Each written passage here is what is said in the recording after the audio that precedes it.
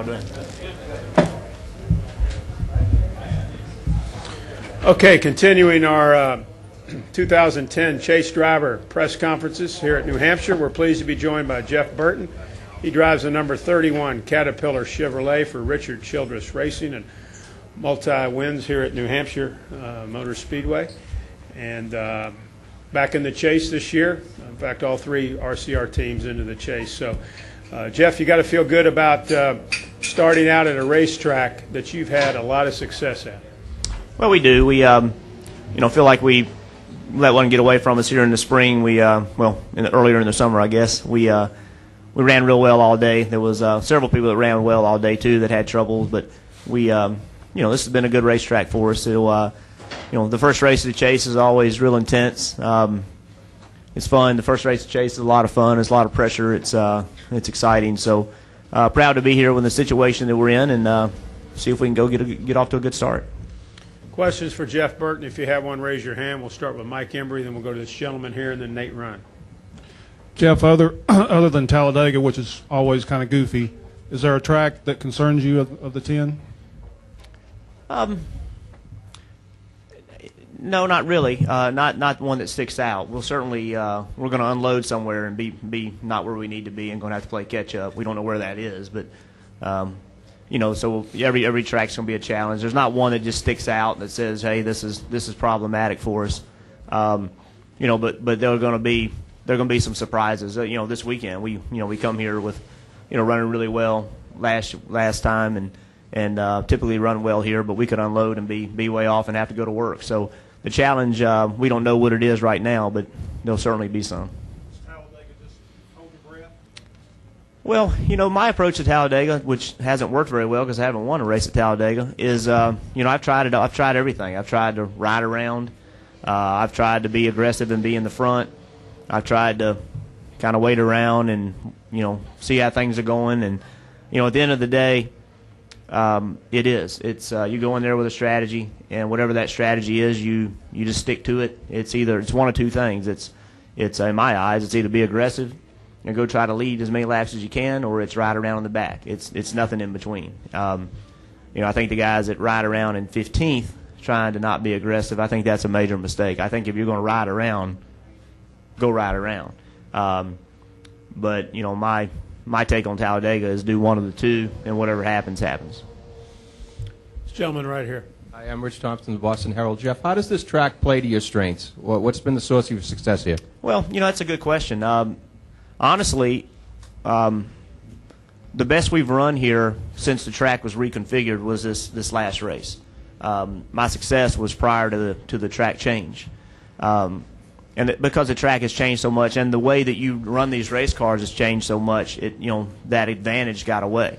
When I was winning a lot of races here, the strategy of winning this race and going around this racetrack fast wasn't really about the center of the corner. It was, get in the corner deep, get off the corner fast, and you kind of gave up the center of the corner. Well, you can't do that anymore. Today, drivers have learned to carry speed to the center of the corner. They've asked their cars to carry speed. Teams have started working on that. So that strategy has changed, and the way of winning the race here has changed. So I had to adjust, and it's a little hard to adjust when you're doing well, So it took me a little while to catch on to it, but that was the secret to success for a long time. So you're kind of a victim of your own success.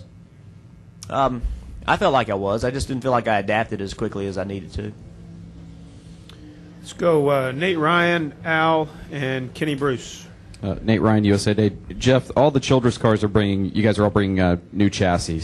And I think on the surface, maybe some people might think that might be a risk. Like, why come to the Chase opener with something untested? But there are a lot of Chase guys who actually have new cars. Could you maybe talk about why that is? Is it less of a risk maybe than it used to be, the way teams prepare now? Well, if our program is running right, our chassis 240 should be better than 239. If not, don't build 240. So we are constantly evolving our race cars, and we're constantly trying to make them better. We do have more ways of measuring what a better car is today. We have more ways of validating that without having to bring it to the racetrack. In today's environment, we can't go test car A versus car B on a racetrack. There's nowhere to go do that. So we've made big investments in trying to figure out how to do that at the shop, and we have to, we have a certain amount of confidence in those things. So, when we bring a new race car out, we're bringing it out because we think it's better than the one that we had prior. And by the way, this will be one of many new race cars we bring out. I mean, we've geared our program up to be ready for the chase and be the best we can in the chase. And we believe that if we're not building better cars right now than what we had in June, it isn't going to be good enough. So that's our thought process to it.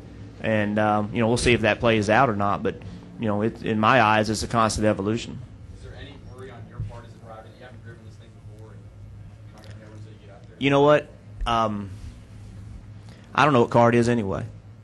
When I come to the racetrack, I know what the game plan is about building new cars. I know what the strategy is about building new cars. We run cars so few. The most we run a car all year is like 3 times. Every one I sit in looks brand new. Hell, I wouldn't know if it was 4 races old or brand new. They all look brand new to me. So I'm much more comfortable with a company that's trying to be progressive and trying to build something better now than what they were building yesterday. And let me say this. If I came here, we ran really well here in the first race. Had a great chance to win the race. If we'd have brought that same car, and that would be the strategy, the conservative strategy, bring that car, I'm pretty sure the 48, the 20, the 18, I'm pretty sure all those guys are building new cars, to bring cars that can go beat that car. So, we have to do the same thing. Let's go Al, Kenny Bruce, Jay Hart. Jeff, your teammate said a few minutes ago he is adamantly against a separate point system for the chase guys. He says that is not the way to go. What do you think of that? I agree with him. I believe that our series is built on racing the entire field. I believe if you finish 35th, you should get 35th points. If you finish 35th, you shouldn't get 12th place points. You should get the points that you earned on that given day based on the entire field. And there are a lot of reasons for that. If you win the race and you're a point guy, okay, and let's say 3 people finish second, third, fourth that aren't in the chase. Well, the guy behind you didn't. The next guy that's in the chase, he didn't finish second. He finished 5th. And when you compare him to you, that's where he finished. He didn't finish second.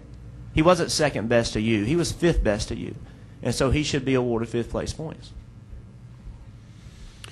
All right, let's go Kenny Bruce. It would make the chase more exciting going to Homestead, because the fewer times you're penalized for having bad races, the better the championship hunt would be at the end of the race, the end of the season. But it's not the most fair way to crown a champion. Let's go Kenny Bruce, Jay Hart, Marty Smith. KennyBruceSingdaily.com. Jeff, it doesn't happen every year, but I know it happened last year and it's happened before. Guys that don't win heading into the chase, that are competing for the championship, it's almost like they have a difficult time winning one of those 10 races. Is it harder to win once you get into the chase, or are they just 10 more races? Well, I think they're 10 more races, but I do think that everybody steps their game up, and there's a reason that you haven't won. Our weaknesses were exposed. It wasn't that we weren't fast enough. It's that we didn't have the right pit stop. We didn't have the right move by me. We didn't have the right strategy. The question for the teams that haven't won races are, have you been able to fix your weakness? And it's hard to fix weaknesses, in a year. So, I think that's why it's hard to win if you haven't won, because there's a reason you haven't won.